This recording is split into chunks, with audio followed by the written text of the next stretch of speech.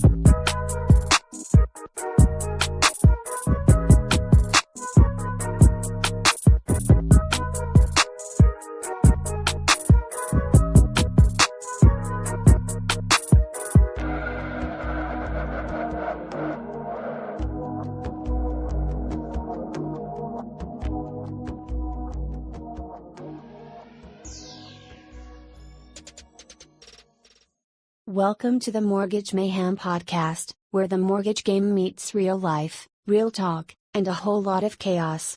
We break down the deals, the drama, and the data behind the scenes of real estate finance, with a twist of street smarts, savvy, and a touch of madness. Before we dive in, here's the deal: the Mortgage Mayhem Podcast is for informational and entertainment purposes only. We are not attorneys, CPAs, or licensed financial advisors, and nothing you hear on this show should be taken as legal,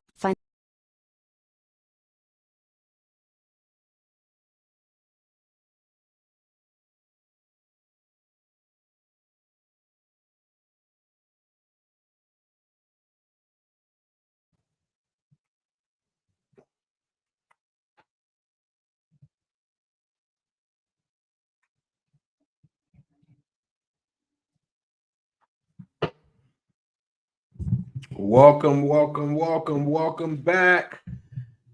We had a little some technology difficulties there.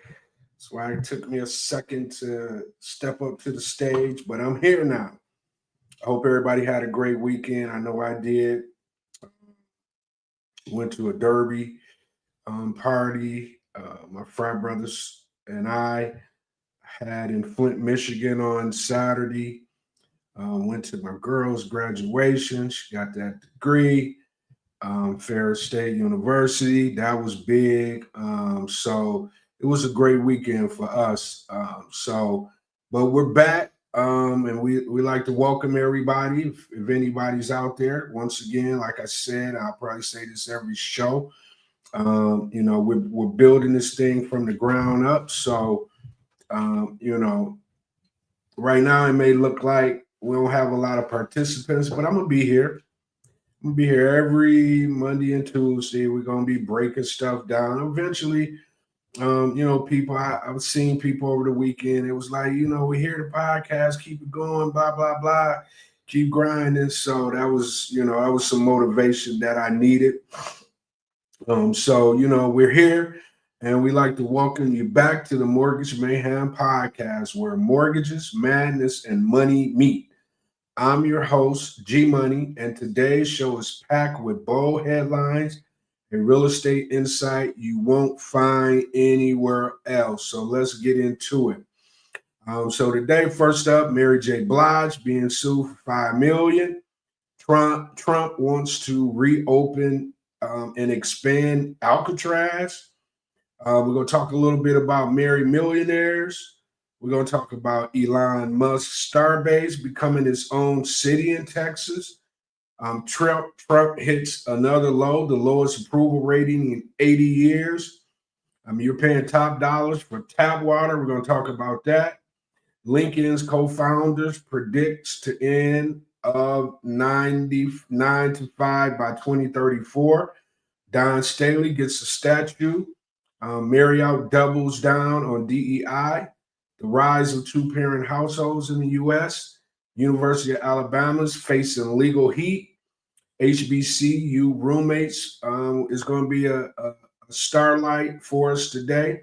Roommates went from dorm rooms to the courtroom. And then last but not least, Paul Pierce says marriage is for poor and old people.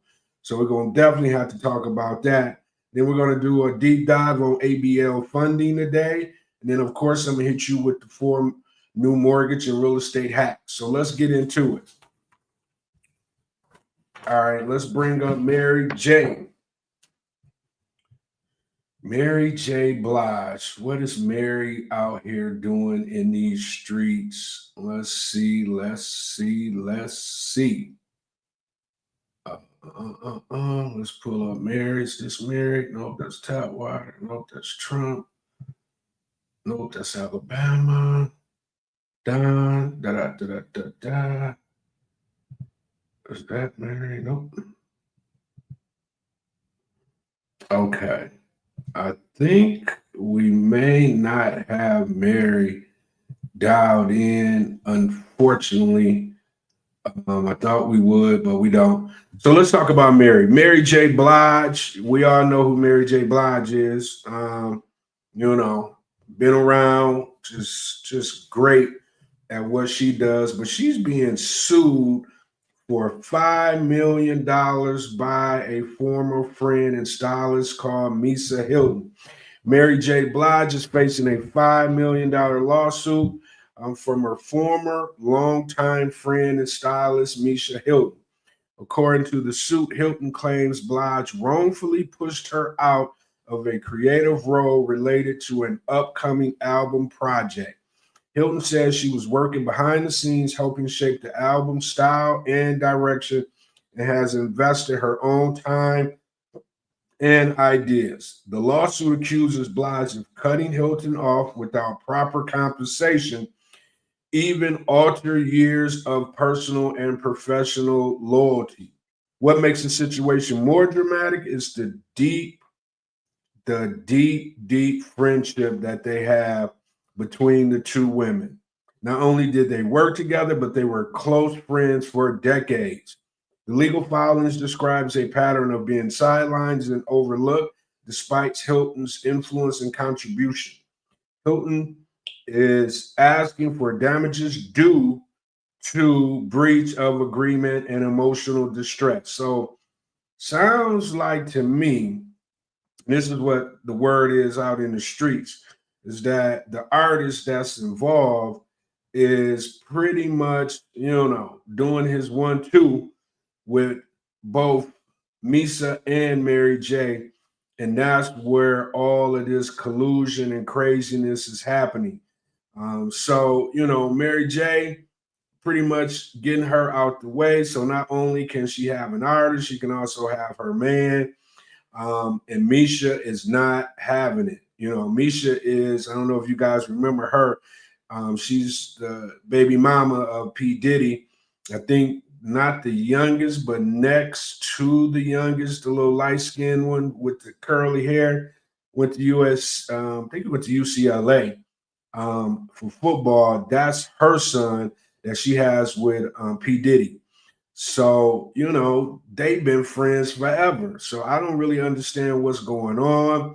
I think Misha, of course, see what's getting ready to happen. The writing must be all over the walls that this particular artist is getting ready to blow. And Misha is trying to make sure that when that does happen, she could be right there available to get her bag. And then I think it might be some feelings involved as well. From what I'm hearing, she may have a relationship with this young man.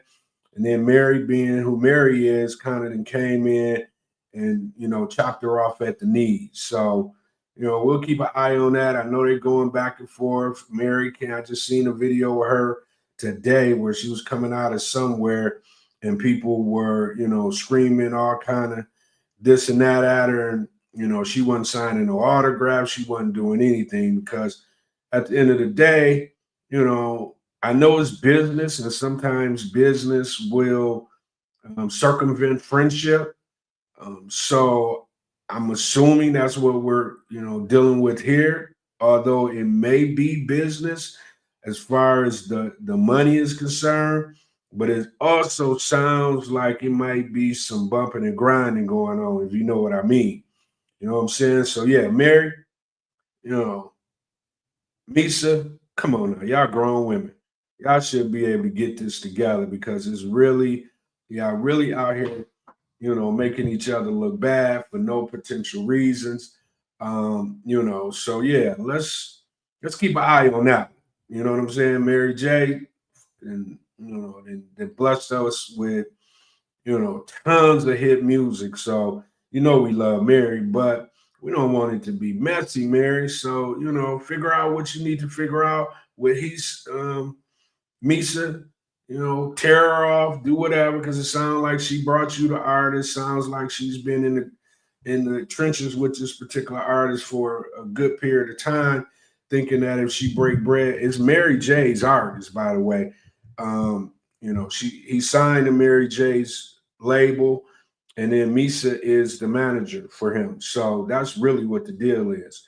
So, you two ladies, y'all need to sit down and get this business squared away. And if it's something else other than that, then, y'all need to figure that out as well, because y'all out here in these streets looking real bad. All right, so let's keep it going. This was real crazy to me when I saw this here. So President Trump calls for reopening and expansion of Alcatraz prison. You know what I'm saying? I don't know what that's about. I remember Alcatraz back in the day, but as you can see right here, it's kind of right out there in the middle of the water, close to San Francisco. And President Trump is calling for the reopening and expansion of the Alcatraz prison. President Trump said in a post to his Truth Social platform on Sunday that he is ordering the Bureau of Prisons to reopen and expand the famed Alcatraz Island prison, which lies off the coast of San Francisco, to house America's most ruthless and violent offenders. Alcatraz Federal Prison closed in 1963 after nearly 30 years of operation. primarily due to high operating costs and the deteriorating conditions of the facility, according to the Bureau of Prisons. So, yeah, I just remember watching a movie back in the day, Alcatraz. It was as you can tell, look where it's at. It's in the middle of the ocean.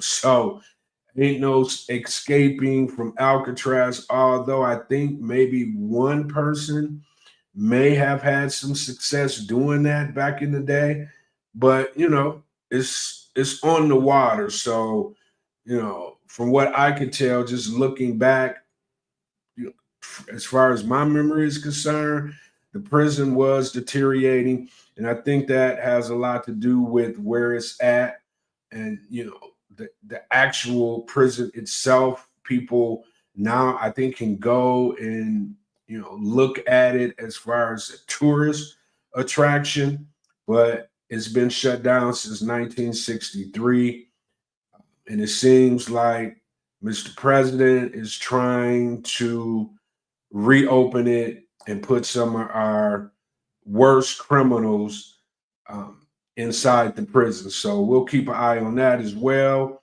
I'm not saying that that's not a bad idea. I mean, it's better than sending Americans to Venezuela, or these countries that we're not a part of. So this is going to be an alternative for that. Then yes, I'm for it. It's a prison, although where it's positioned is uniquely positioned as a prison, but it's a prison nevertheless. So let's keep our eye on that one as well. But yes, the president is calling for the reopening and the expansion of Alcatraz. And we all remember those movies. I know it was one in particular. And then, from there, it just kind of became one of those places that was almost like it was a mythical, place. So let's keep our eyes on what they're getting ready to do in Alcatraz. It should be interesting. All right. Okay. Let's keep it moving. Uh, uh, uh.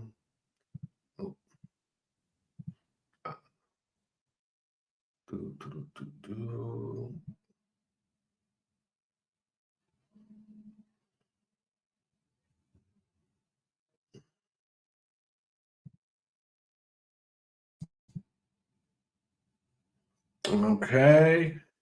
You guys got to bear with me. My overlays is all over the place. So 1 second. Nope, nope. Okay. Nope. Okay. So Elon Musk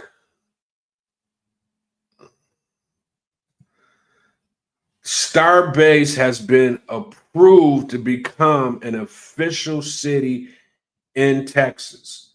Um, Elon Musk SpaceX launch site in South Texas has officially become the city of Starbase after a local vote. Previously known as Boca Chica, residents voted 212 to 6 in favor of creating the city. Most of the 283 eligible voters were SpaceX employees or their family members. Starbase, with a population of just over 500, is centered around SpaceX operation and will now have the power to pass its own local laws. Musk first suggested the idea in 2021. The new mayor, Bobby Keating, is a longtime SpaceX employee and currently serves as vice president of test and launch operations. So basically, here we just, Elon Musk had to find somewhere to launch, because I think it's Cap Carvo in Florida, where NASA launches all all their rockets into space. So I'm thinking he's just taking a page out of that same book. But Elon has really came on the scene and has really been, having his way. As you can see, he has the huge statue, but at the same time, Elon is forward thinking, and you can't really be mad at Elon for being forward thinking. Now, how he go about doing things, that's one thing. And we all have our disagreements with how he's been handling himself as a member of the administration. And it has been trickling down into his business. This particular business is important, I do believe, because he's just kind of peeling back new technologies, satellites. So he's doing a lot of launching rockets into space. I don't think he's had a successful mission as of yet. But he is in that mix. He is trying to make that happen out in Texas. Of course, he went to Texas. No, no state taxes there. So I'm pretty sure he did that, based off of being able to not have taxes or state taxes. And then Texas is a red state, and he's definitely, quote unquote, a Republican now. So a lot of things that I'm sure he wants to get done politically is going to spill off into this as well, especially being that they own the city, now, or he owns the city now for the most part. So he's going to be experimenting here in this little small city. Most of the people that live there are all on board, and like you said, 6 people. I wonder if anything's going to happen to these 6 people that voted no, because the town is filled with employees of Starbase. So I want to kind of keep an eye on that, because I wouldn't want individuals to be getting fired because they don't agree with the sentiment of the majority. But typically, that's usually how it happens when you don't, step and fetch or stay in line. They find a way to get rid of your ass. So we'll just kind of keep an eye on that, and then we'll kind of chime back in if I see something that needs to be spelled out or talked about in regards to this. But we're definitely interested in Elon Musk actually owning a city. That's different. I don't think any of these oligarch types have pulled that one off before. So he's going to have a lot of, bragging rights at the the dinners and so on and so forth. So yeah, we'll definitely keep an eye on Mr. Musk and see what he's up to. Is it more than just a city for his company, or is it more of a place where they can experiment on, some of the things that they might want to put into law, some of the things that they want to do, in this country that they wouldn't normally be able to do it without being, an actual owner of a city, the one who makes the laws of that particular city. So we'll keep an eye on it. Should be interesting, to say the least. All right. Okay, let's keep it moving. So the president, Donald Trump, has the lowest approval rating of any president in the last 80 years. So Donald Trump has the lowest 100-day job approval ratings of any president in the past 80 years, with the public pushback on many of his policies and extensive economic discontent, including broad fears of a recession. right? So let's kind of look at some of what's going on. All right. So as you can see here, his job approval is down in the tank. 39% approve, 55% disapproves. The economy since Trump took office, better, 21%, worse, 53%, the same, 25%. Prices for things you want or need going up, 62%, going down, 11%, staying the same, 27%. Likelihood of Trump's policies causing a recession is up 72% likely and 26% unlikely. So basically, the president is in trouble right now. And you can kind of tell because he's all over the place with this and that. And, if you just seen him in a Pope outfit, he opening up Alcatraz, he's doing everything that, anybody would do to get your attention off of what's really going on. This right here. This is what he wants you to not be paying attention to, right? Job approval, 39%. That's never good for any president, especially after 100 days. And as they said, it's the lowest 100-day job approval rating of any president for the past 80 years. So, Mr. President, I'm thinking you might want to spend less time on all these shenanigans and spend more time on what the actual people voted you in to actually do. Now, you claim that what you're doing is going to, I guess, come out in the wash here at some point, but you're only 100 days in, bro, and you seem like you did everything that you can possibly do in your first 100 days to the point where I really don't know what else you got up your sleeve outside of some tax cuts. It said he was had a couple of interviews talking about taking over Greenland, had some more interviews talking about a third term. He don't know, blah, blah, blah. So this to me, it seems like everything under the sun outside of getting to the business of Americans so we can lower these prices for the food, clean up whatever we need to clean up, throughout the United States and abroad. Got wars going on that we're part of.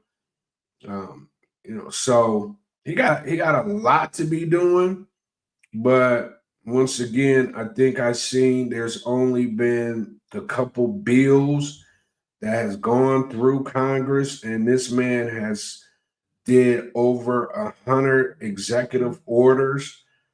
So he's really trying to a lot of executive orders that's really not getting any steam at all.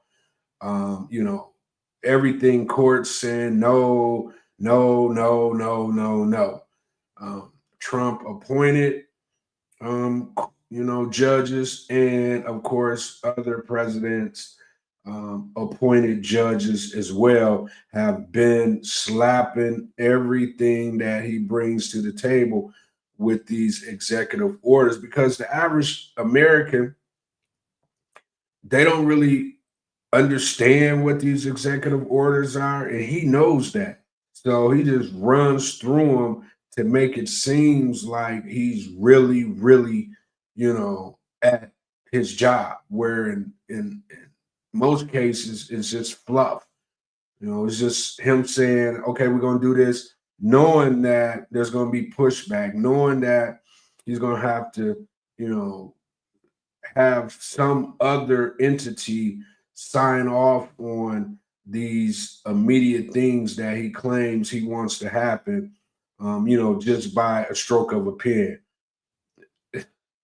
All presidents have executive orders, but this particular president, executive orders are on fucking steroids.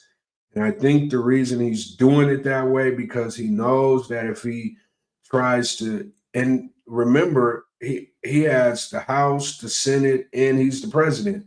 So for him to get bills through, it should be easy.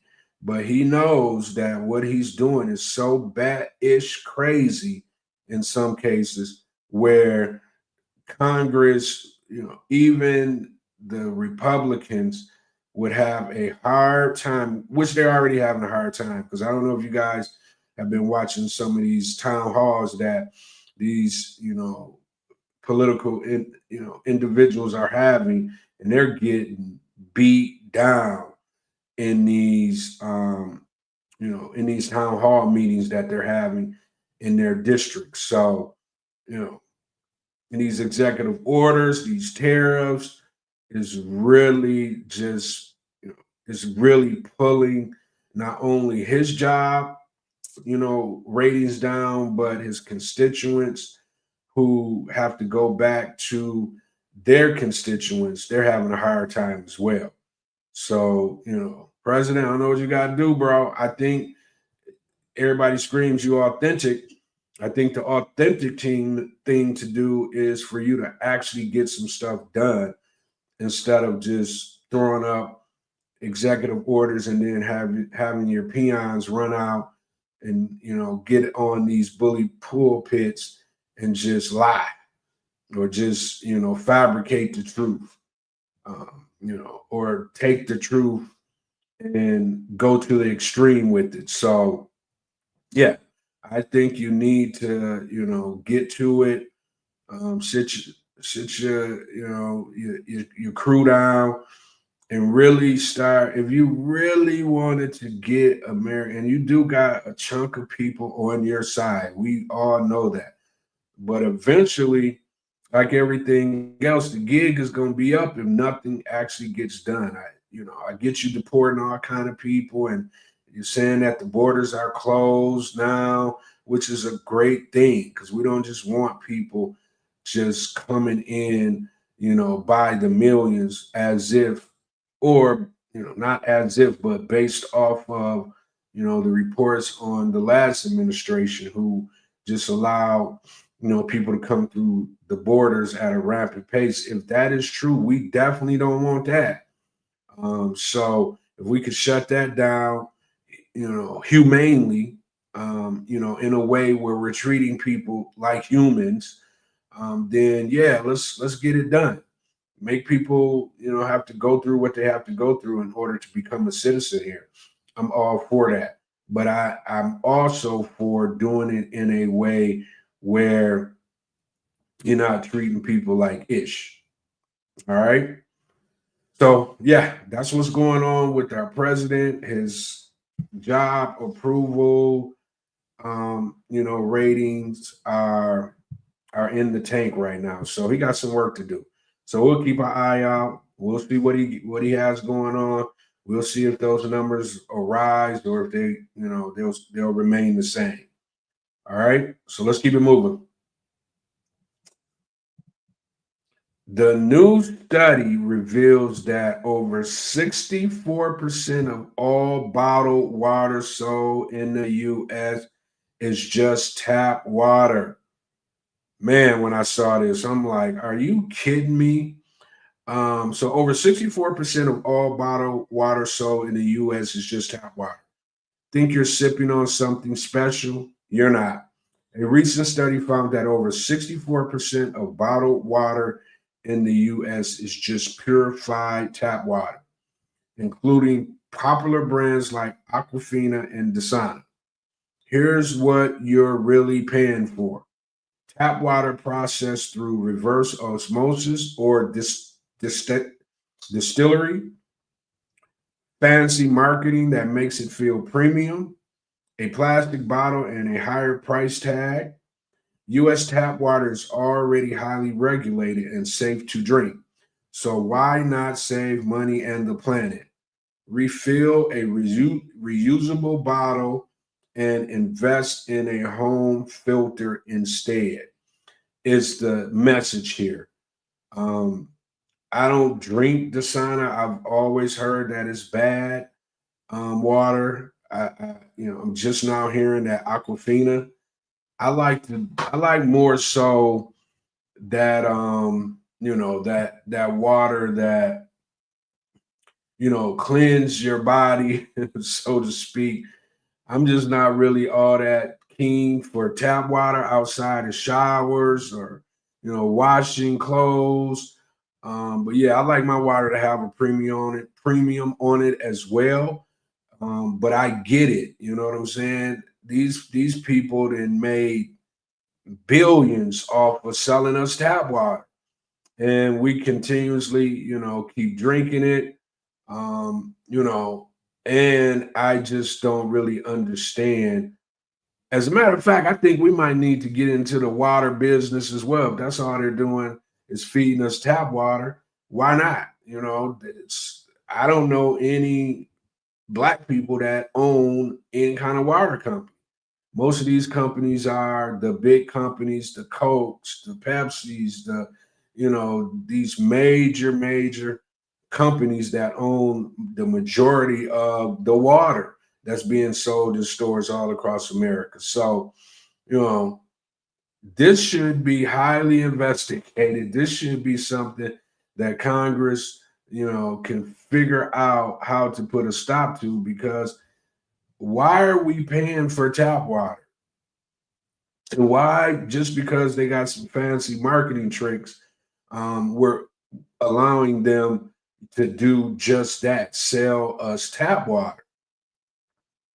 You know what I'm saying? I don't understand that. I think that needs to be something that somebody looks into at some point here, because why would we just keep allowing a company to make money off of the water that's right in our kitchen sink? All you gotta do is throw a filter on your sink, and then you could pretty much put the same water back in the bottles that you're currently drinking out of, which is insane to me. You know what I'm saying? So yeah, let's kind of keep an eye on that. Hopefully that'll pick up some traction at some point and people will be able to look into it, because it's ridiculous to be paying for tap water. Who the hell wants to pay for tap water when it's free? And I remember just being young and wasn't no bottled water. It was all tap water. Tap water from the water hose in the summertime when you was out playing. Nobody had no bottled waters, back in the day when I was growing up. And I'm not that old. This whole bottled water thing just kind of came online maybe in the 2000s early. But outside of that, prior to that, everybody was drinking tap water. But once again, somebody figured out a scam that they can, turn legit. And now everybody has to have bottled water this, bottled water that. But technically, all you guys are actually drinking is what's in your sink anyway, with a little filtration involved. So start thinking about that. And plus, a big thing about, basically,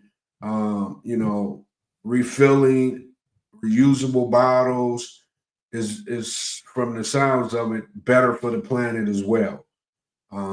So I can't tell you not to drink, because we're conditioned now, where we have to have bottled water, because we think that the tap water is so bad for us.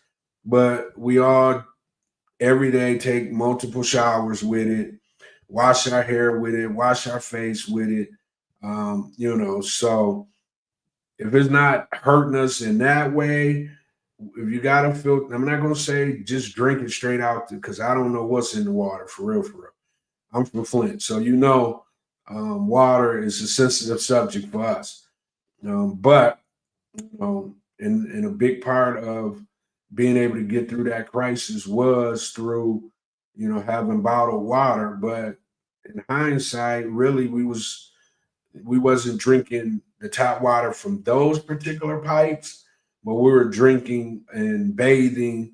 I wasn't, because I wasn't living there, but the individual people that was living there was drinking, based off of what they're saying here, tap water from somewhere else. So water is important. It just really, if you don't have water, really, how you live. You know what I'm saying? If you can't wash your body, you can't brush your teeth, you can't, do all the things that's deemed necessary for water. You know what I'm saying? It's impossible to live. For the most part. So hopefully they get a hold of this racket that they've been running for years now, built generational wealth for these major families that own these water companies or own these beverage companies that include water as a part of their beverages. Yeah, I think somebody needs to open up something and see what the hell's going on, because why the hell will we keep paying for water when it's the same water that's coming out the faucet? That's crazy. All right. Okay, so let's keep it moving. All right. So LinkedIn is saying that, and this is important, folks, that the traditional 9-to-5 jobs will be extinct by 2034, according to LinkedIn co-founder Reid Hoffman. Within a decade, 50% of the U.S. population will be freelancers, right? So a resurfaced video by LinkedIn co-founder Reid Hoffman predicted the end of traditional 9-to-5 jobs by 2034 has sparked major buzz. Hoffman believes the gig economy and rapid growth of AI will push workers to juggle multiple jobs across industry instead of sticking with one company long term. He's not alone. Reports say AI may replace 85 million jobs by 2025, but also create 89 million new ones. Nearly 40% of Americans are already freelancing, often by choice, and many feel optimistic and fulfilled. Why freelancers are thriving, freelancers adapt fast, market their skills, and are constantly improving. This makes them attractive to employers in a fast-changing job market. How to prepare for the shift. If you're in a full-time role, start investing in new skills to stay relevant, new networks to uncover fresh opportunities, and platforms to help you transition. Grow with Google, offer self-paced courses and career certificates in fields like IT, UX design, data analytics, and more. Over 10 million people have used the platform since 2017. General Assembly, tech-focused boot camps and workshops in areas like software engineering and UX design. Great for both education and networking with 110,000 alumni. ZipRecruiter helps match your skills to job opportunities and points you to training resources through partners like Coursera and EDX. Bottom line, the AI era is here, folks. Job cuts have already started. Instead of fearing the future, workers should start learning new skills, expanding their networks, and getting comfortable with flexibility. Those willing to adapt will continue to succeed. So we've been, I've been seeing it coming, and it's here now. So, that's why I'm doing what I'm doing right now. I'm in a medium where, potentially, I can be in this space for a long time and make money, in this space for a long time because I'm developing the skill set right now as we speak. So podcasting being, one of those freelancing type of positions, which can, pretty much turn into an actual, company because you own the IP, intellectual property of your podcast. You can, create income for yourself. So it's not only going to be, in this space, it's going to be in all spaces. So, if you got a side gig, I say now you need to figure out how to magnify that side gig, learn as much as you can to be, an expert in that side gig, because eventually it might become your permanent gig. I've been doing it for a while. I've owned, like I said, I haven't worked for anybody since 2008. So I've been in this space freelancing, and it's a great space to be in once you figure out what it is that you want to do and you have passion to do it. Once you do that, then you're going to be able to make as much money as you want to make, because you love it. You have the freedom to do whatever else you want to do, as long as you stay disciplined and focused and do what you need to do to generate the kind of income you want to generate. It's the space to be. It's the space to be in. To be a freelancer is exactly what it sounds like. And they've been around forever. Freelancing has been here forever. But everybody's been so caught up in just 9 to 5 in it, they didn't think that there was an actual, threshold or an actual foundation for you to be able to, freelance and make the kind of incomes that you would, potentially have at your regular 9 to 5. And that's just a myth. I mean, freelancers, it's a lot of money to be made. Like I said, later at some point, we're going to kind of roll out a way to make 6 figures doing what it is that I do as a freelancer, as a mortgage broker. So there's a lot of things you can do, as I just pointed out. There's different, skill sets you need to have in order to be a freelancer. You can't just wake up and be like, okay, no, you got to know what you're doing. And then once you figure out, what you're doing, then you can kind of create everything around that and just create your own company at that point. That's exactly what I did. That's exactly what millions and millions of people are out here doing every day as we speak. It's that get money while you sleeping. If you can do that, Warren Buffett said you can be rich. You can have wealth. And that's one of the keys to having wealth, being able to make money even when you're sleeping. Okay?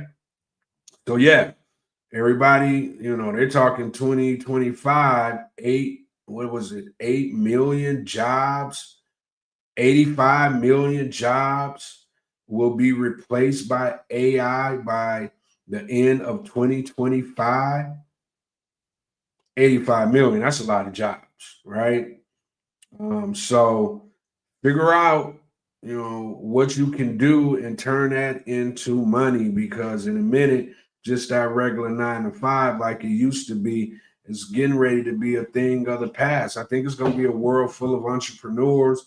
I'm not saying that jobs aren't going to be there. 9 to 5 type of work will probably be here until the end of time, because most of these corporations need individuals, to be in those positions. But once again, a lot of those positions, service positions, manufacturing positions, those are getting ready to be AI generated. Robots, AI just, in the service industry, because it's more efficient. They don't have to worry about you calling off. They don't have to worry about, how much to pay you. These corporations are smart for a reason. They've been making, billions for a reason. And you best to believe they're looking at, okay, we can pay this much to implement AI, and then we can not have to worry about employees anymore. Out of here. Out the hell out of here is getting ready to happen to a lot of people out there. So you better figure it out before it's too late. These youngins, they're on top of it. A lot of people in my age group, we're behind the times because we're still thinking that you could just go to work and working is going to be your provider, until the end of time. But you're gonna get a real dose of reality here, and it sounds like it's coming sooner than later. All right, so figure it out, folks. Figure it out.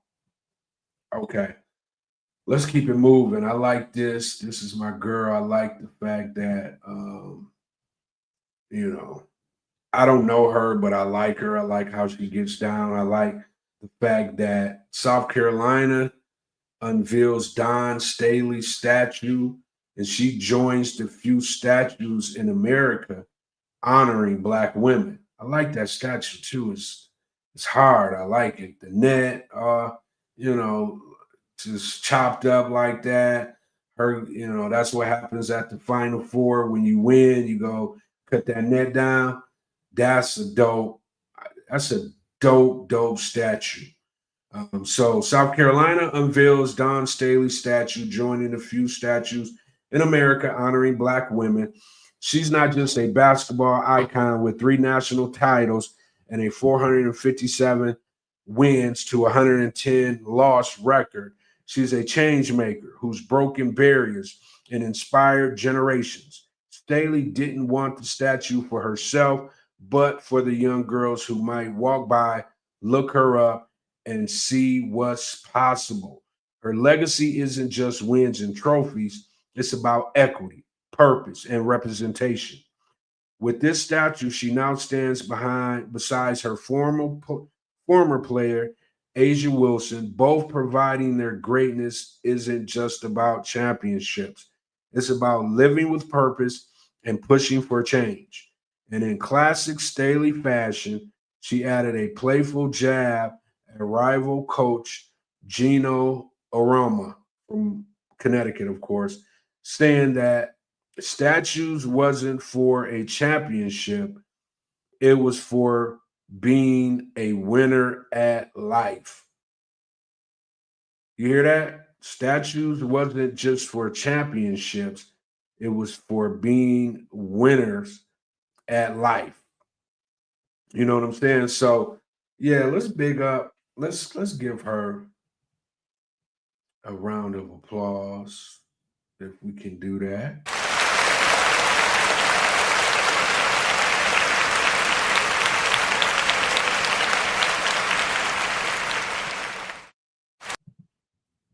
Okay, so yeah, I just think that's huge. I don't want to labor on it for too long, but you know, she was a hooper. She just remind me of them old school hoopers back in the day where I come from, the mecca of hooping, Flint, Michigan, one of the meccas of hooping. And most of the females back in the day, the Tanya Edwards, people like that. That's the kind of ball she had. She was like that.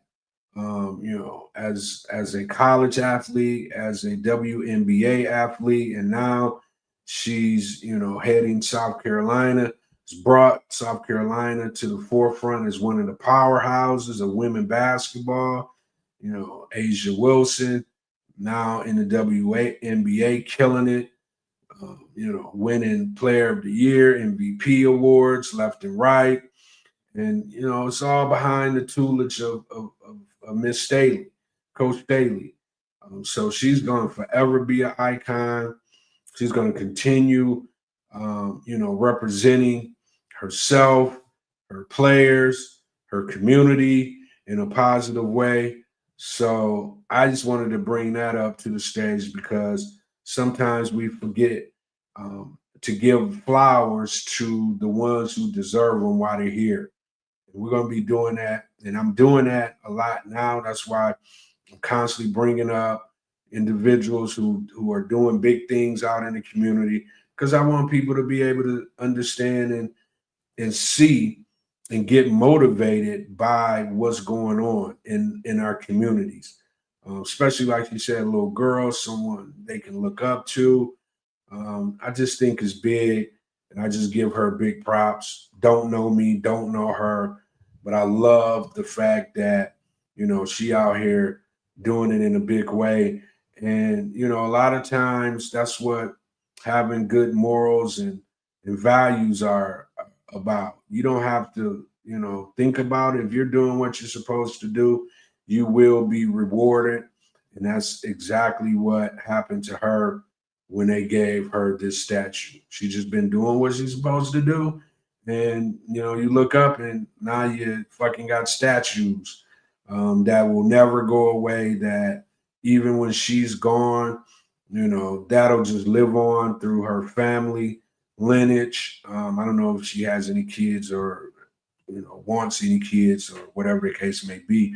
Even if she don't, other kids that go to University of South Carolina, they'll be able, to know that she was a pioneer. And little girls, black and white, will be able, because the statue's not black and it's not white. This is a statue. And, sometimes statues can be demeaning, just depends on what happened. But then you have statues like this that mean so much because, she deserves it. All right. So let's keep it moving. All right. I like this guy. I don't even know who he is, but I'm liking him. Over 40,000 Marriott associates says thank you via email about the CEO who reaffirmed his DEI commitment amid federal pushback. So the Marriott brand is standing firm on DEI, even as others pull back while federal policies shift and some corporations step away from diversity commitments. Marriott International is doubling down. At the recent Great Place to Work for All Summit, CEO Anthony Caperno reaffirms Marriott's commitment to DEI. He says, quote, "We welcome all to our hotels and we create opportunities for all.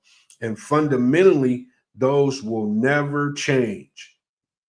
His leadership didn't just speak volumes, it sparked actions. Within 24 hours, Caperno received over 40,000 thank you emails from Marriott associates around the globe. With over 800,000 employees worldwide, Marriott continues to prove that values-aligned leadership resonates at every level.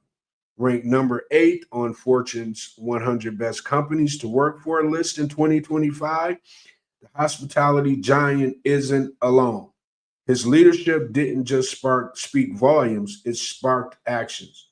He said within those 24 hours, he received massive emails from everywhere.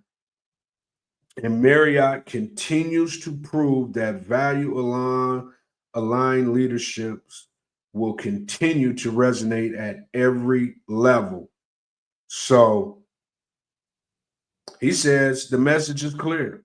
For some leaders, inclusion isn't a trend, it's a cornerstone. Okay. That's it right there.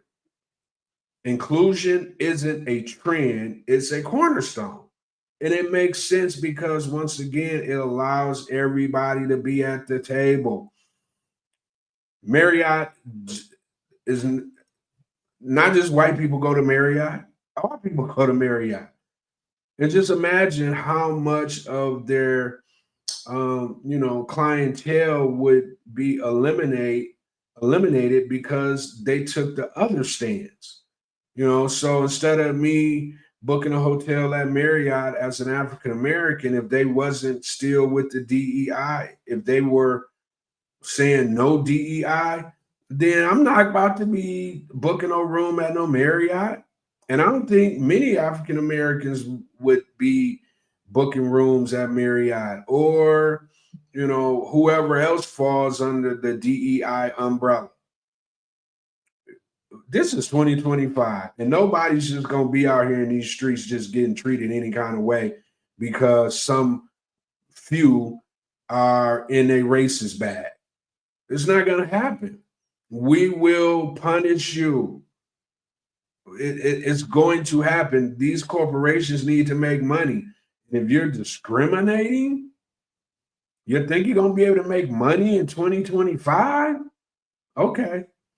Just keep thinking that. It sounds good on the front end. The president shaking everything up, people falling in the line because they scared what might just happen. But at the end of the day, you're going to have to pay for it.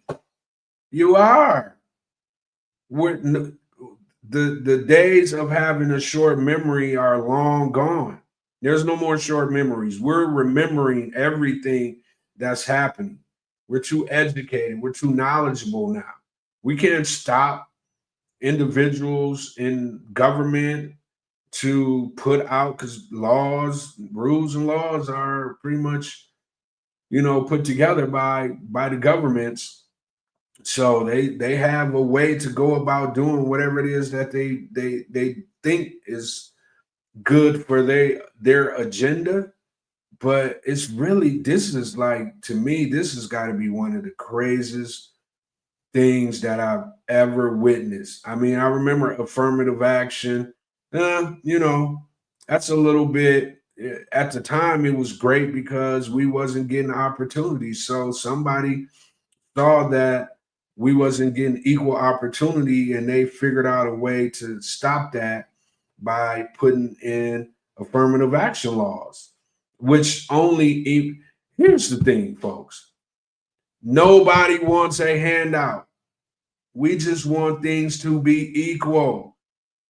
We're already starting from a far, far, far distance, 400 years to try to catch up, and we're catching up. And it seems like as soon as we didn't have to erase hundreds of years, our learning curve had to erase hundreds of years of being 3/5 of a person.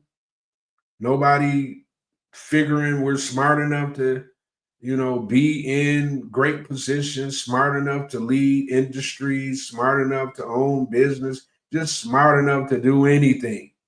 And they found out that, oh shit, this is not true. Not only are they smart, they're brilliant.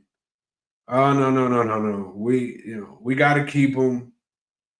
We can't allow them to catch up. We can't keep these playing fields even.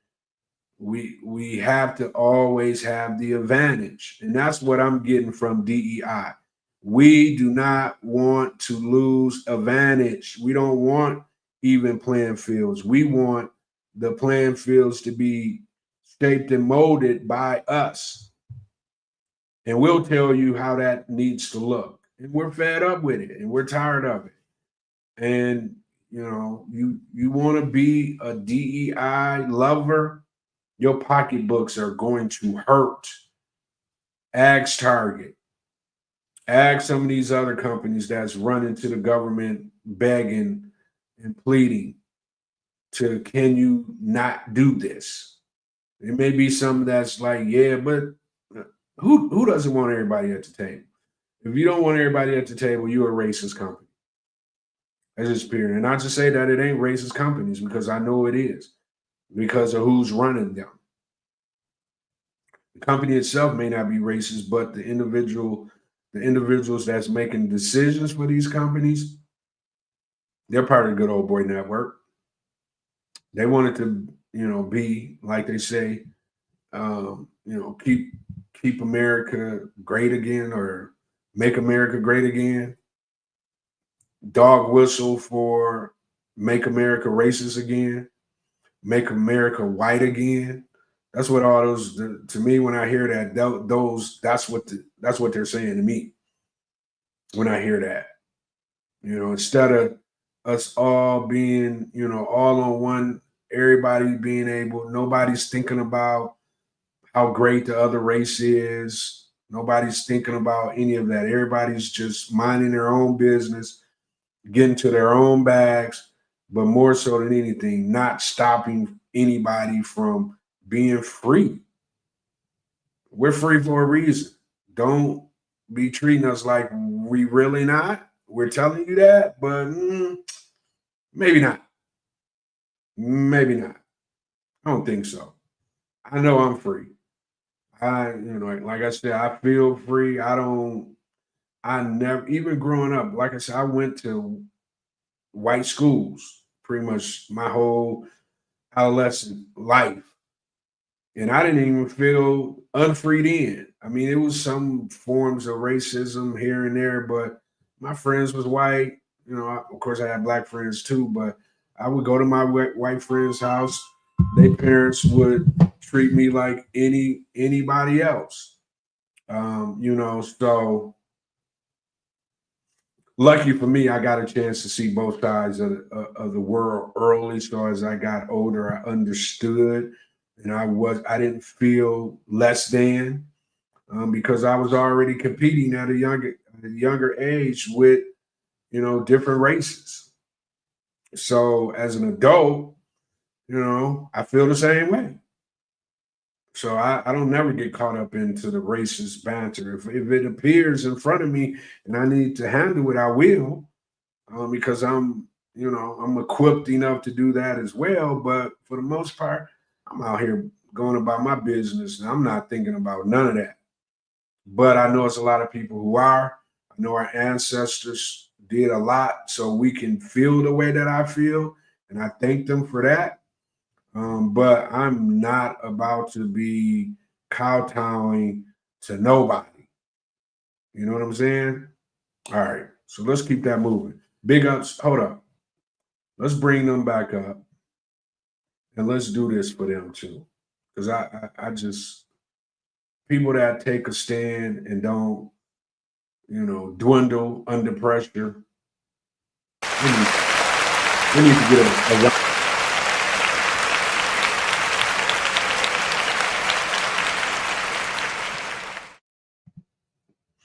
All right, so let's keep it moving. But big up to Marriott. You're getting all my business. I don't really do a lot of hotels anymore. I'm more of a Airbnb person, but if I do a hotel, it's definitely going to be a Marriott for sure. All right, so let's keep it moving.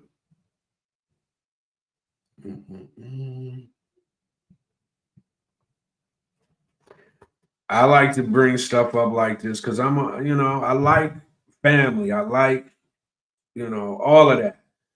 But a number of children growing up with two-parent rises to 70% for the first time in 30 years, folks.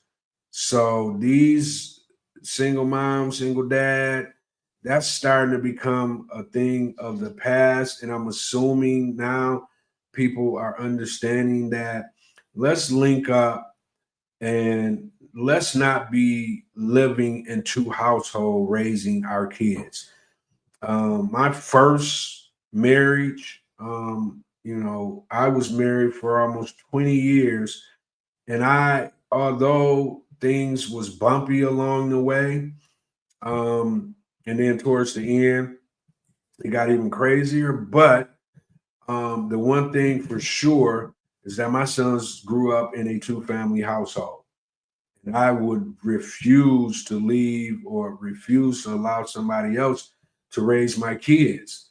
And I get it. Sometimes it takes that, and step parenting is a great thing to do if you're going to be serious and you're going to be passionate about it. You can't be getting into these step parent roles and then, end up not liking the kids that you're step parenting. you need to figure that out before you decide to make that move. You know what I'm saying? Because these kids have probably already went through some things because they're no longer in a two-family household, or they never were in a two-family household. So I just think to see that 70% growing up, number of children growing up into a two-family household is up to 70%. That's something to be. As a matter of fact, let me go back, because that's to be. Let's. We're not gonna just act like this ain't nothing to be. You giving out rounds of applause today because this is huge. This is huge. So all you parents out there who's, it's funny because I was at my event, and then one of my frat brothers, he's a jokester, and my significant others, somewhat younger than me, which got an old soul. He was trying to, because he's been married for a long time, and I'm just like, look, I get it. I love the fact that you're married, but you've been married for a long time. But that don't necessarily mean you have to be in a relationship or marriage if you're unhappy. That's why they clearly have divorce. Nobody likes divorce. Nobody wants to be divorced. And when you get married, that's the furthest thing from your mind. But some people, I do believe, just stay in it for the sake of, being unhappy and being able to just say, I'm married. I've been married for 20 years. I've been married for 15, however long. But at the end of the day, if you step into that house, or if you are around them as a couple for a period of time, you can clearly see that they hate each other. And who does that? Nobody wants to do that, although it's being done all over the place. And sometimes, you can stay in these relationships, raise these kids, and then after the kids are up and, can go and be on their own, you can have a real, self-assessment of the marriage and determine if it's something that you want to continue to do for the second half of your life in some cases. But, I get it. It's politically correct to, be in these relationships and say you've been married for umpteen amount of years. A lot of times people do it for the kids. Then once the kids are gone, then you end up separate bedrooms, sleeping in separate beds, no love, no romance. Who the hell wants that? Is my question. Who wants that at the end of the day? And if you say you okay with that, deep down inside, I know you're lying. Because you would much more prefer to be in a loving relationship, somebody romancing you, compared to, oh my God, I hate this motherfucker. Oh my God, here he comes. Oh my God, oh my God. So I just think it's great to see. And in 2020, a reversal, a nearly 30-year-long trend data shows 70.4% of children under 18 live in two-parent households, and 63% of minors reside with both birth parents, according to the current population survey by the U.S. Census Bureau Institute for Family Studies. This is what they're reporting. You know what I'm saying? So, hey, we'll take 70.4%, but I just hope that these households are happy households, because you can ruin kids. I've seen it with my own eyes with bad parenting within a household.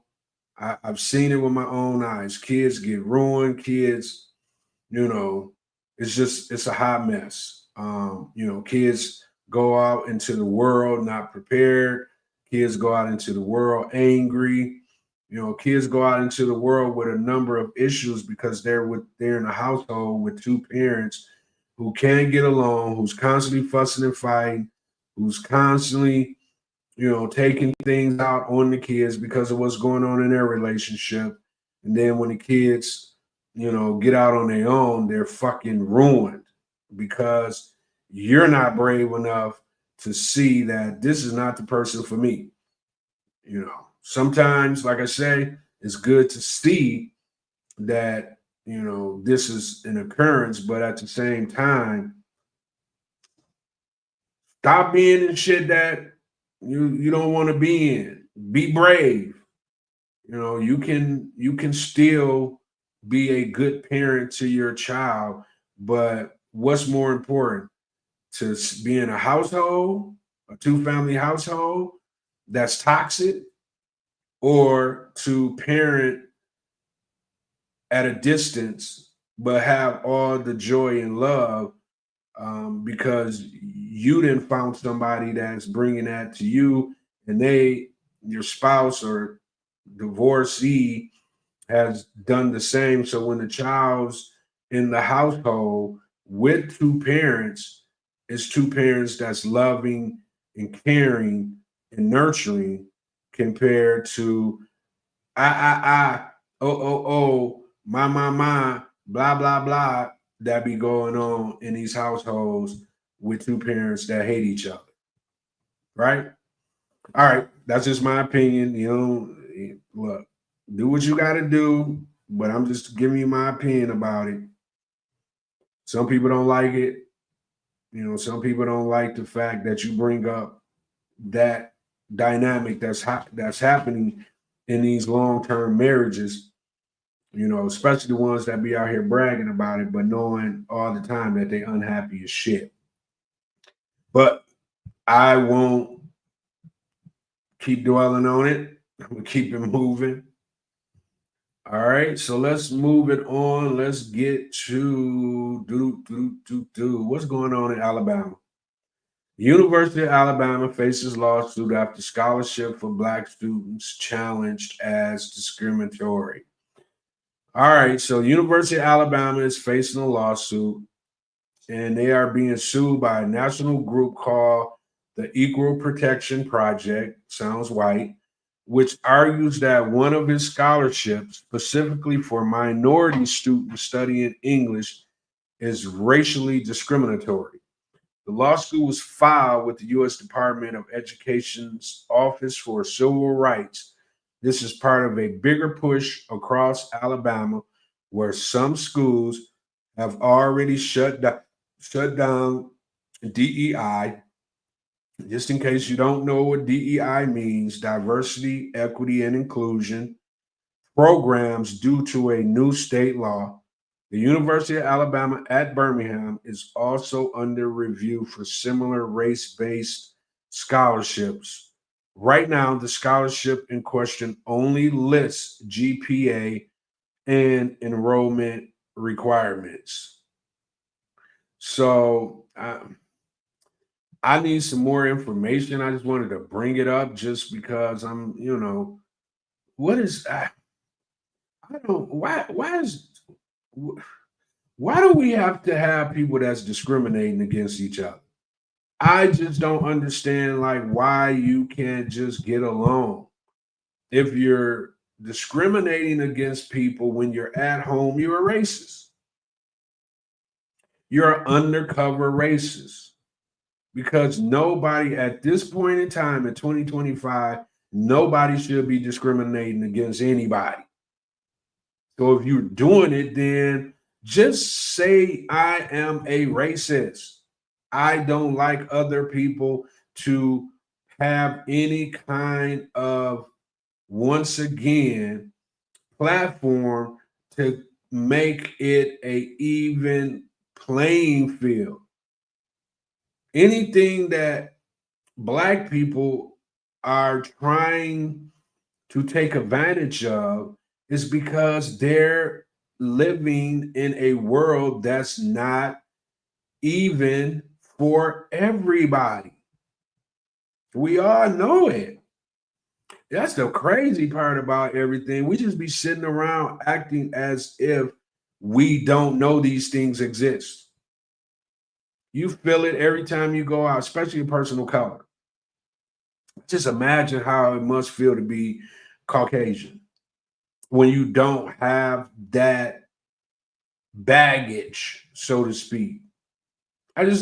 One day I just would like to just body swap or whatever the hell, just to feel how it feels to not have any kind of discrimination heading your way on a day-to-day basis.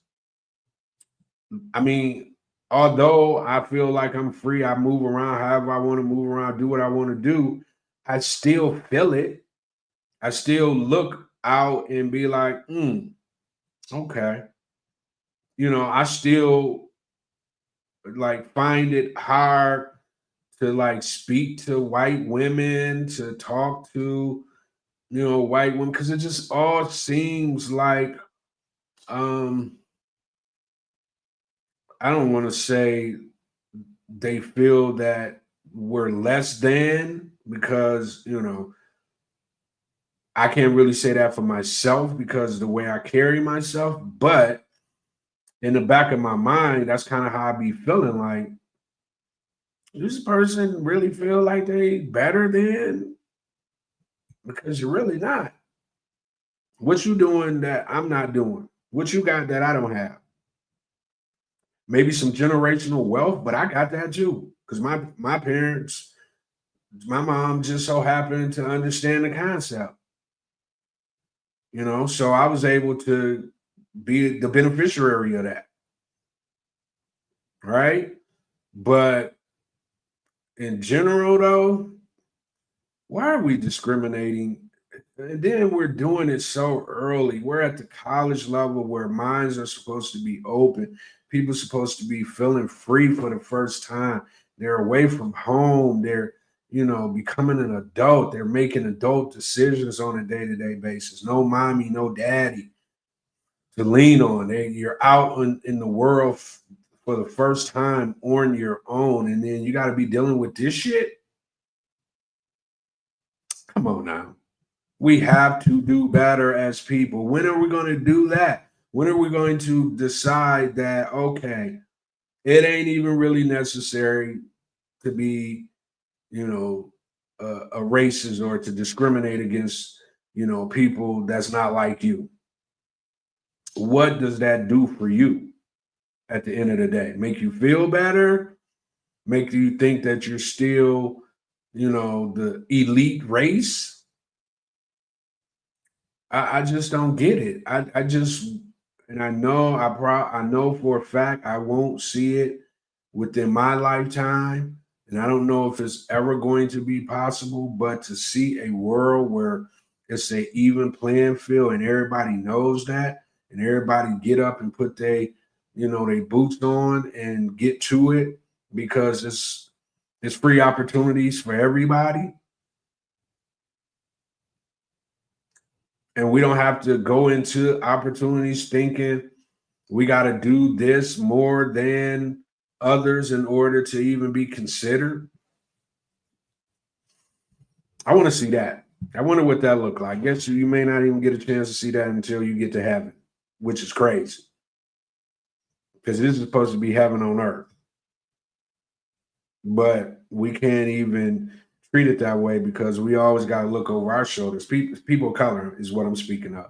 Over our shoulders, trying to figure out or determine if we're being discriminated against, which is crazy. You know what I'm saying? Stop fucking discriminating. Everybody should be on a even playing field out here. That's how I feel about it. It doesn't make sense to not be on an even playing field. We all have the same opportunities. We all bleed the same. We all are going to die. So while we're here, let's see what's up. Let's even though this is a crazy part, even though we're 300-400 years behind, we're still like so into where we need to be right now that is causing problems with the superior quote unquote race, the Caucasian race. So we'll keep peeling back, we'll keep moving forward, we'll see what happens. But University of Alabama, get your ish together. I don't know what's happening with this student or students, but apparently all they're trying to do is get educated, and they may not be financially able to do just that. That's why they're applying for scholarships in the first place. Just want to be educated so they can have a opportunity to be the best that they can be. I don't see nothing wrong with that. Anyway, let's keep it moving. All right, so I like to brag about men and women who do big things. So from the dorm rooms to courtrooms, 4 HBCU roommates achieved their dream of becoming judges together. Round of applause for them.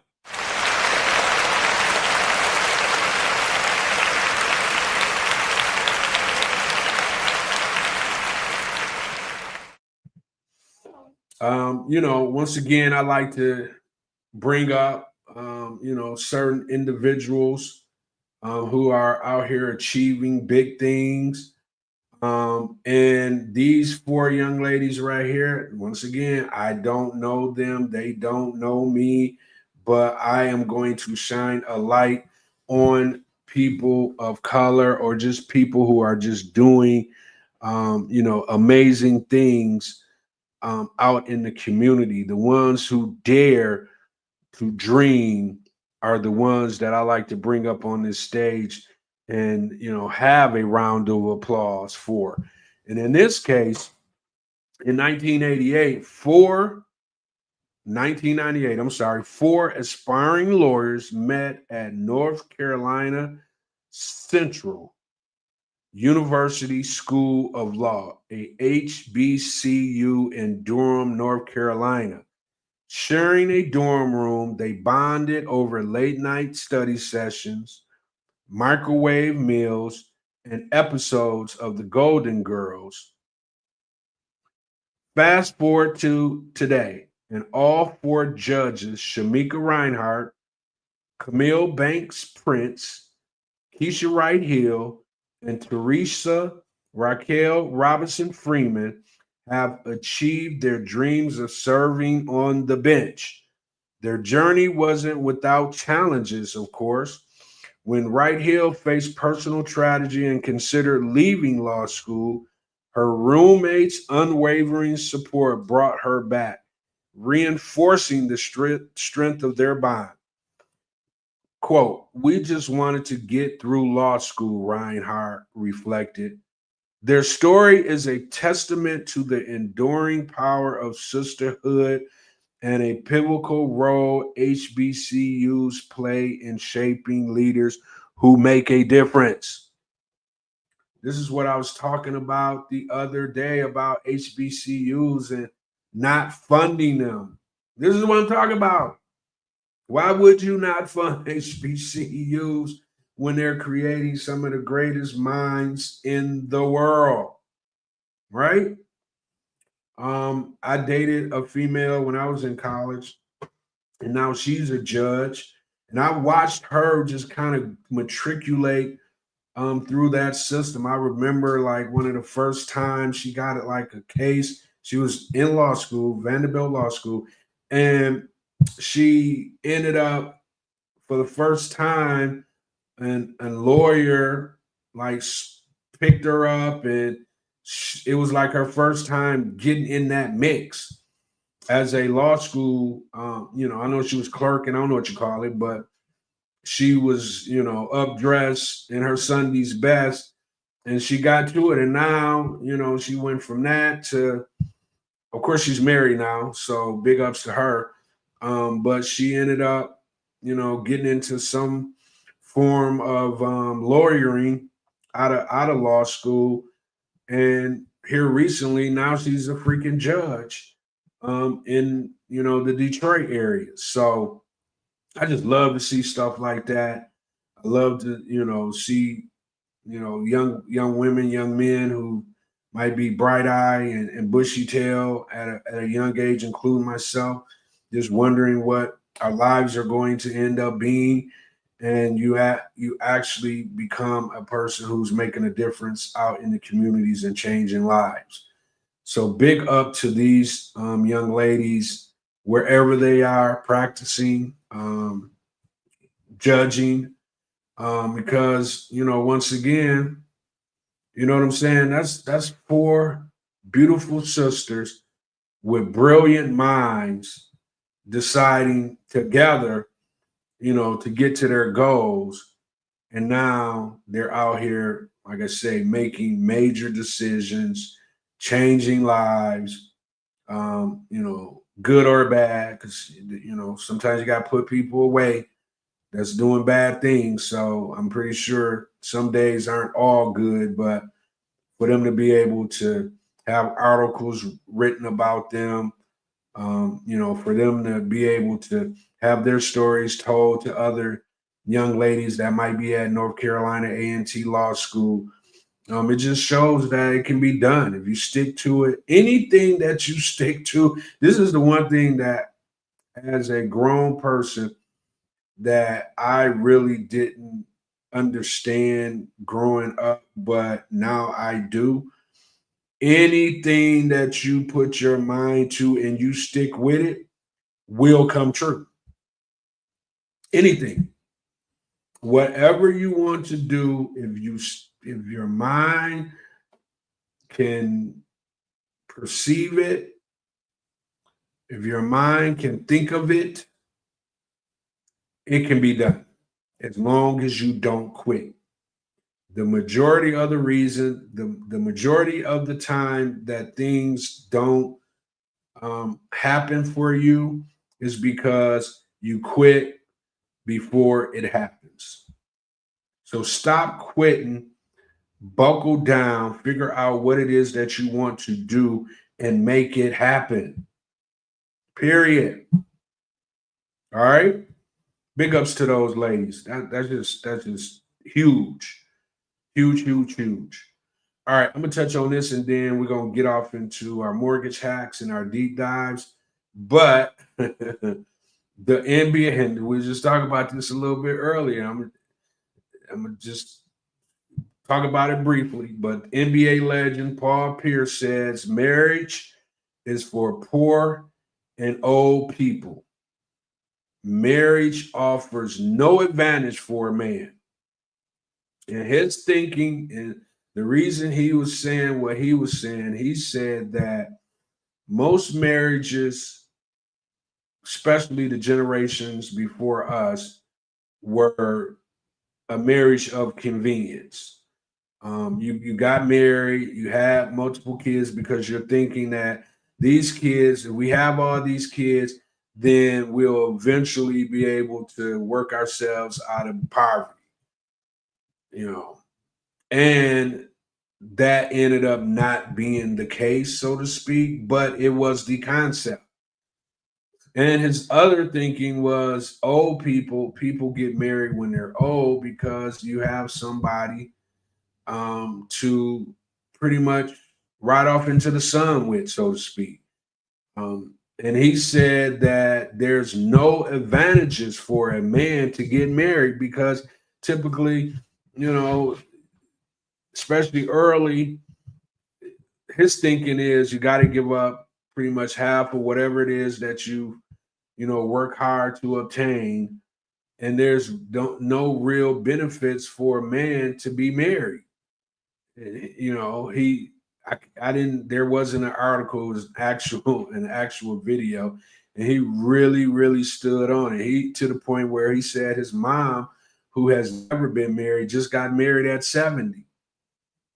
So now she has somebody that they can take care of each other until the day they, decide to go see their maker.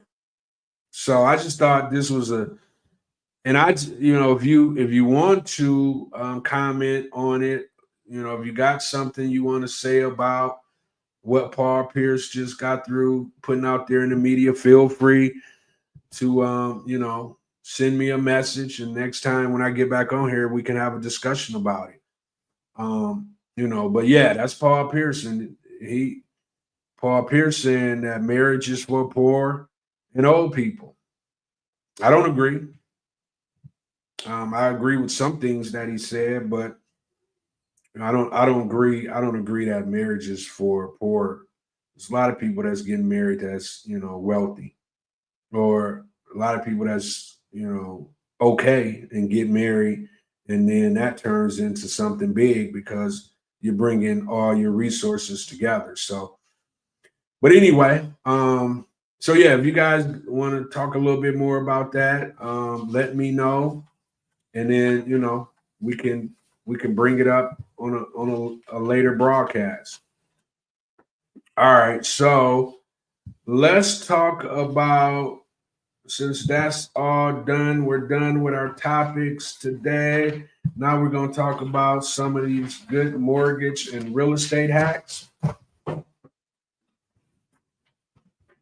And we got some good ones today, folks. Our 4 new mortgage and real estate hacks. Cross collateralization strategy is our first mortgage hack. Using the equity in one property as collateral for another purchase is perfect for investors with assets below liquidity. A hidden gem for expanding your portfolio without touching cash. So if you own real estate and you want to buy more real estate, then you can try to cross collateralize what you already own as your down payment, because you have equity in that particular property. You just have to pledge it in the transaction so that you can, purchase the other property, but at the same time that can be paid off, as you start to, purchase the property, develop your portfolio. But it's a great strategy if you don't have cash, and you have property with a lot of equity. Some lenders will allow you to cross collateralize your other real estate in order to pick up more real estate. You know what I'm saying? So that's a good one, especially for you seasoned investors, because you have properties, you have, equity in those properties, but you may not just be, cash strong. So you can leverage your real estate in order to build more real estate within your portfolio. All right. Next one is cost segregation on short-term rentals. If you're using a property for Airbnb or Vrbo, hire a cost segregation specialist to accelerate depreciation. You will unlock huge savings in year 1. All right. So I don't own any short-term rentals yet, but I would hire a cost segregation specialist as well, because a lot of times with Airbnbs, that money becomes so fast that you don't be taking advantage of all the things you're supposed to be taking advantage of. You know what I'm saying? So this is the person that you bring into that book of business to help you unlock, true savings throughout the year, because the money comes so fast. It's weekly. People come in 1 month, you may have had 5-6 different individuals inside your home, and they paid you a massive amount of money during that period of time. You need to know how to take advantage of your savings, your your profits. And a cost segregation specialist is key to being able to allow you to do just that. All right. Next one is use your self-directed IRA to fund deals. If you or a partner have retirement funds sitting idle, roll them into a self-directed IRA and invest in real estate deals, tax deferred or even tax free. I just had a client in Cleveland who did just this. And for the first time, I saw it in action because I've heard about it, but I've never seen it in action. And so she wanted to buy her first piece of real estate via her self-directed IRA. And I was a little nervous on the front end because I had never done it before, and I just thought it was going to be a headache. And it ended up being a seamless process. We had a couple hiccups because of her corporation and how that was set up. But once we got past that, it was pretty much smooth sailing. And she was able to take those funds that was just sitting there idle in their self-directed IRA. And now she's 3-4 properties in. So she was able to begin her real estate portfolio by using this hack right here. All right. So that's a big hack, a good hack, especially for you ones who have just been making money, working for somebody over these, number of years, 20, 30, 40 years, and you got a nice nest egg there where you can keep it, some for your retirement, but take some and put it in a self-directed IRA to build you a real estate portfolio. All right. All right. So PITI, free rehabs with interest reserve, is our last hack. And that's negotiating your interest reserves upfront in your private money loan to eliminate monthly payments during rehab. This boosts cash flow and lowers your monthly risk. I typically like to do this on most of my deals with people. Just depending on how much cash they have, because this is how you're able to make sure that you're not fumbling the bag. It allows you to keep your cash flow going. It allows you to not have to be thinking about, is the mortgage payment due this month? We usually do 6-month interest reserve because that's typically how long it takes to rehab a property. And during that period of time, you won't have a payment because we've already built it in on the front end. And if you don't use up to 6 months worth of those reserves, then say you get done with the property in 3 months, then 3 months of those reserves are issued back to you. So this is a very good strategy for you investors out there who wants to keep your deals clean. This is the route to go. Pay that interest reserve for 6 months. Try to get done with your rehab as quick as possible, because once you're done, you're able to receive those funds back, but you don't have to worry about any kind of payments during the rehab period. And if you have funds that you want to use to do some other things with, they now become available to you. All right. So great hack. Hopefully these help you guys. Like I say, you can always double back if I go too fast, or if you didn't get it while I was explaining it or talking about it, you can always double back and re-listen to the episode in order to get information about these hacks, because they're important. You may not think they are until you put yourself in a position where they can be used. All right. Okay. All right. So next we're going to get into our deep dive, and our deep dive today is on ABL. So let me bring my two thorough deep dive specialists. I mean, they always come in, they always do a great job. I'm so happy that I was able to connect with these individuals because they've been a life send to me. A little bit less work that I have to do. I just love how they just get deep into these companies.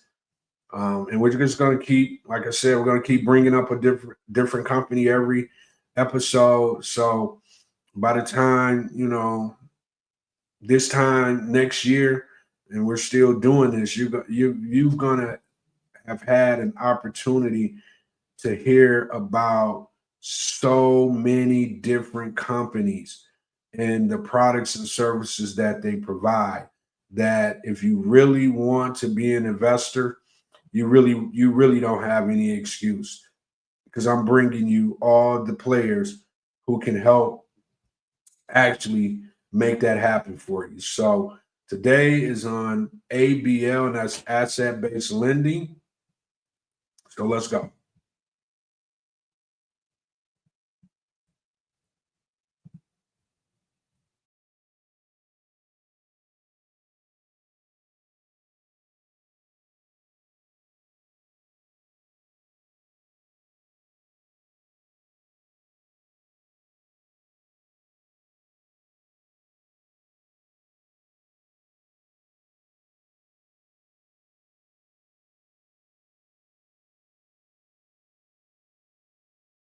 Called Simply Enough Asset-Based Lending. Right.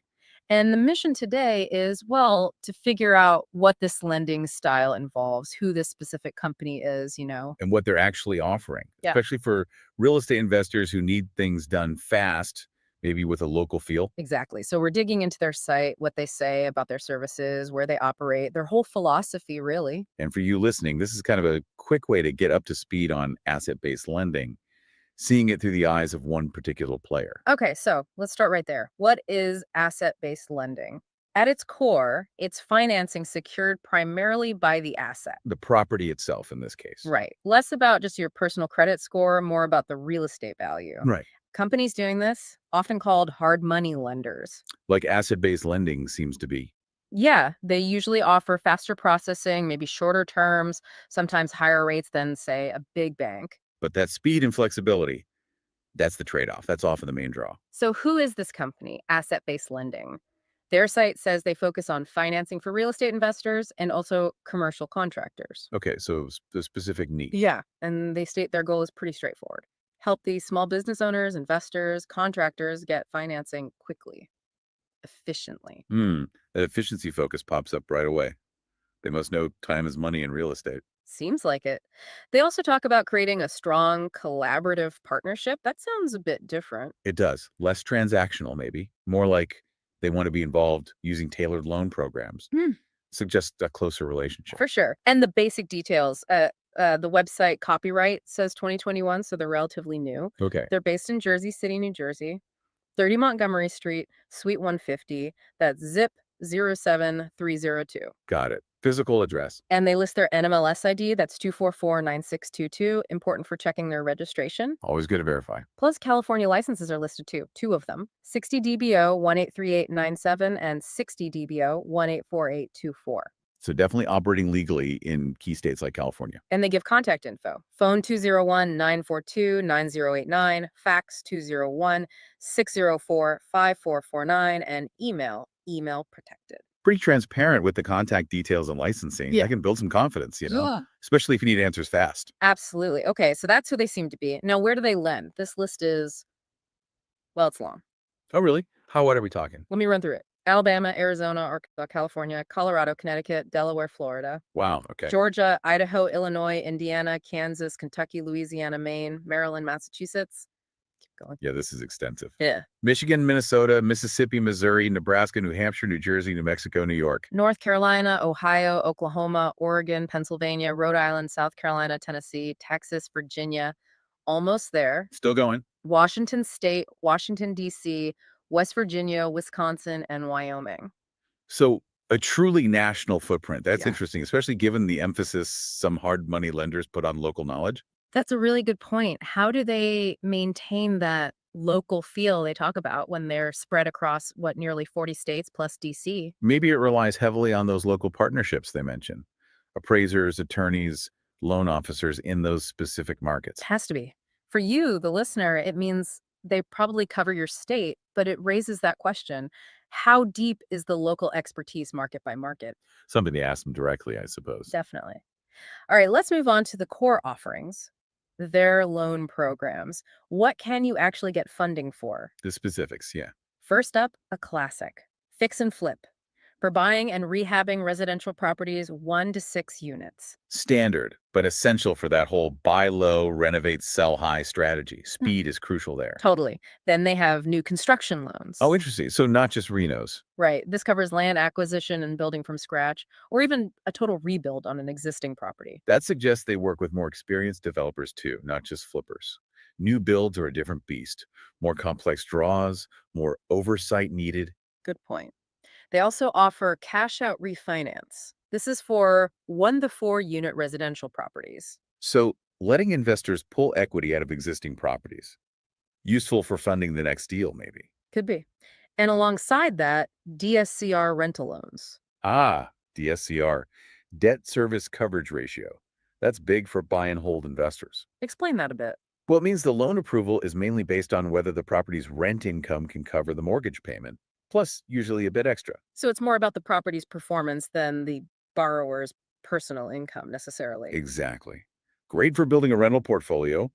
It allows the property itself to qualify the loan, in a way. They also make a point of mentioning programs for first-time investors. Oh, that's noteworthy. Suggest they might have, slightly different terms or more guidance for newcomers. Could be. And they offer proof of funds. Essential. You often need that letter just to make a credible offer, especially in competitive markets. Shows the seller you're serious and have the cash lined up. Right. And they mention working with brokers too, so investors can go through an intermediary if they prefer. It opens up another channel for them. Smart. So a decent range of products covering different strategies. Seems like it. Which brings us to the big question. Why choose them? What's their pitch? What makes them stand out from other lenders? Number 1 on their list is fast processing. They claim pre-approval in 24 hours and closing in as few as 3 days. 3 days. That's Yeah. remarkably fast. How? They say it's because they use their own funds. Direct lending. No waiting on approvals from higher-ups or third parties. That makes sense. It cuts out layers of bureaucracy. In a hot market, that speed could absolutely be the difference between getting a deal and losing it. No kidding. But, as always, There might be trade-offs, maybe higher rates or fees for that speed, something investors definitely need to weigh up. true. Their second big point is local services. We touched on this. They emphasize partnerships with local pros, loan officers, appraisers, attorneys, title agents. People who really understand that specific town or neighborhood, Exactly. They argue this local knowledge is key. and I'd agree. Local nuances matter hugely in real estate. Yeah. Property values, zoning quirks, market trends. An out-of-state lender might miss things. It can mean smoother appraisals, faster closings. Makes sense. Third point, profitability. This one's interesting. How so? They mention having risk calculators to help you evaluate if a project will actually make money. Okay, providing analytical tools. And they talk about managing the draw schedules during rehab. So, how the money gets released as work gets done. Right. That's crucial for keeping rehab projects on track and on budget. By offering calculators and managing draws, they're positioning themselves almost like a partner, not just a money source. Yeah, like they have a stake in your project's success. Could Yeah. be really helpful, especially if you're newer to investing. Agreed. What else? They talk about reliability and peace of mind. Sounds good. But what does that mean in practice? They specifically say they make a point of being present at closings and they prioritize the borrower relationship. That personal touch. Showing up at closing can actually mean a lot. Build trust. Lending can be stressful. Knowing your lender values the relationship is, well, it's reassuring. Definitely. And then there's this thing they mention, a 0-point program. 0 points. What's that? Well, that's the thing. They highlight it as unique, a differentiator, but the website doesn't actually explain what it is or how it works. Okay, that's a bit of a teaser then. Points on a loan usually refer to prepaid interest or fees paid upfront to lower the rate. So 0 points sounds good. Right.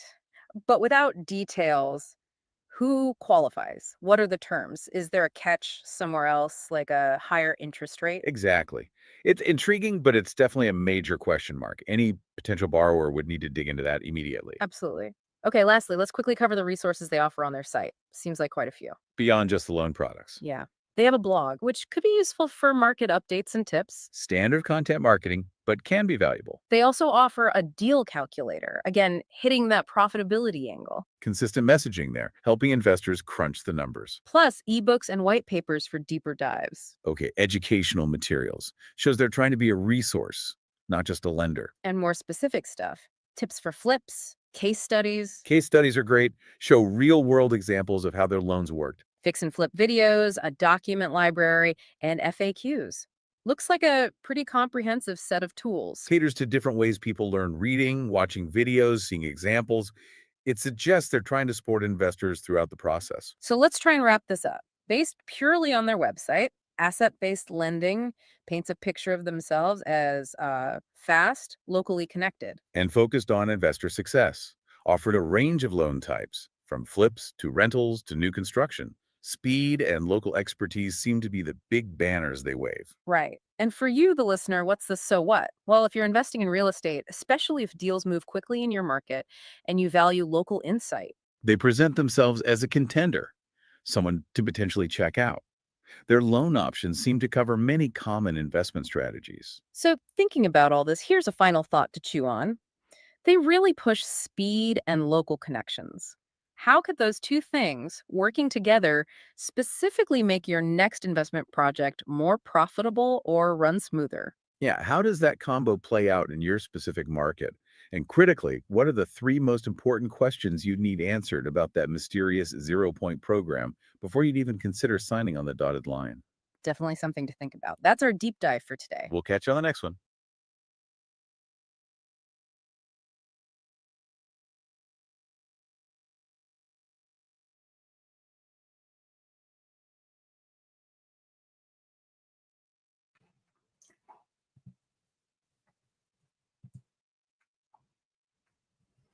All right, we're back.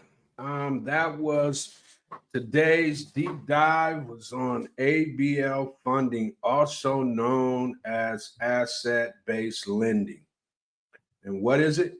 ABL funding allows businesses and investors to borrow money using their assets like real estate inventory or receivables as collateral. This is not credit score-based lending. It's all about the value of the asset, guys. Why does that matter? For real estate investors, ABA loans can be a game changer, especially if you're low on liquidity but sitting on equity. One of the hacks that we just talked about, cross collateralizing, scaling fast and need flexible capital, and looking for short-term financing with less red tape than a bank. And when should you use asset-based lending? You should use it when you're trying to do a bridge loan to close fast, rehabs and flips, business expansion tied to physical assets, and high volume deals where traditional financing just takes too long. And what to watch out for. Rates are often higher than conventional loans. Terms are shorter, so exit strategy is key. And you must maintain strong asset performance to avoid covenant breaches. But if you're looking to level up your funding game beyond traditional banks, ABL might be your lane. ABL is a good lender. I've done millions of dollars of business with them. Actually, they were one of the first groups that I did business with when I got into this game. And they've pretty much closed all my deals. Paid me quickly. So they are industry leader in the space. They've been around for a long time. They were one of the first lenders during that downturn that popped up to even be doing these types of loans, to be doing fix and flip loans. They were one of the first. So big ups to ABL. And that is going to wrap up today's episode of the Mortgage Mayhem Podcast, where the market moves fast and we move faster. So have a great day, people, and we're out. We'll see you tomorrow. Don't forget to subscribe and follow on Facebook, Instagram, LinkedIn, and YouTube. Hit that button.